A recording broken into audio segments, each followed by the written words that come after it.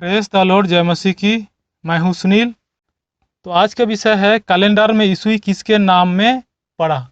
जी हाँ, हम तारीख लिखते हैं सबसे पहले, उसके बाद महीना लिखते हैं, उसके बाद अभी हम लिखते हैं 2020।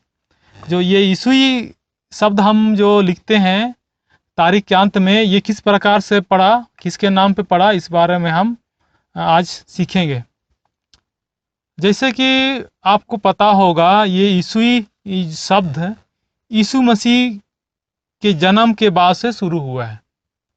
जी हाँ, यीशु मसीह के जन्म के बाद ईस्वी शुरू हुआ, और इसका उल्लेख हमको मिलता है ग्रेगोरियन कैलेंडर में।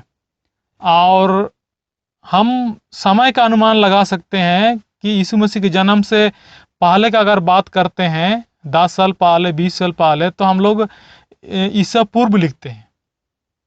अगर यीशु मसीह के जन्म के बाद अगर हम बात करेंगे कोई समय का, तो ईस्वी लिखते हैं।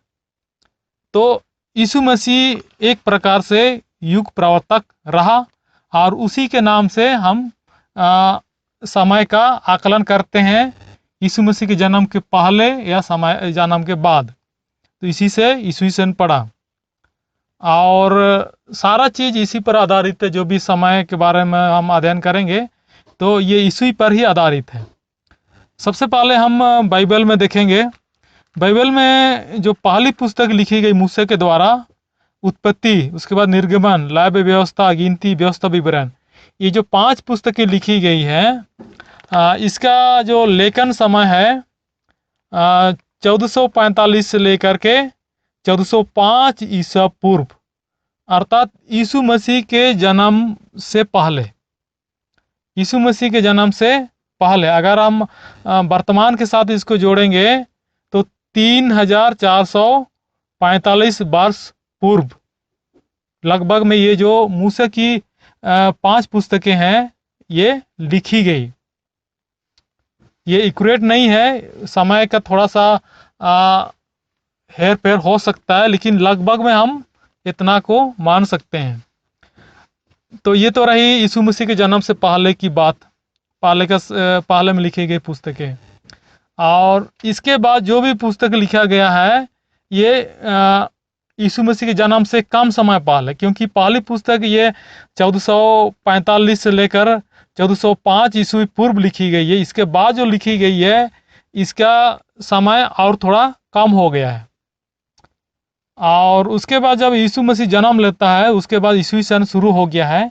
और यीशु मसीह के जन्म के बाद जो पुस्तकें लिखी गई है, बाइबल में हम 4 सुसमाचार वचन को पढ़ते हैं, और उसमें सबसे पहले लिखी गई है मरकुस रचित सुसमाचार।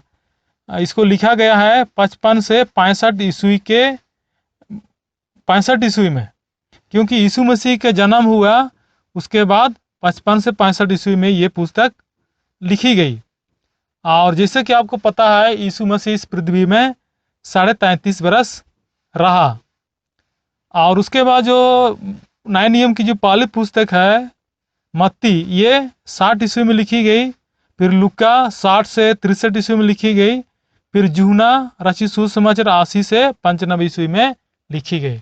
इस प्रकार से समय के मामले में जो हम ईस्वी शब्द यूज करते हैं, इसका प्रयोग करते हैं, तो ये यीशु मसीह के नाम से ही पड़ा है। और यीशु मसीह के जन्म से पहले के समय के लिए हम ईसा पूर्व लिखते हैं, और यीशु मसीह के जन्म के बाद के समय के लिए ईस्वी लिखते हैं।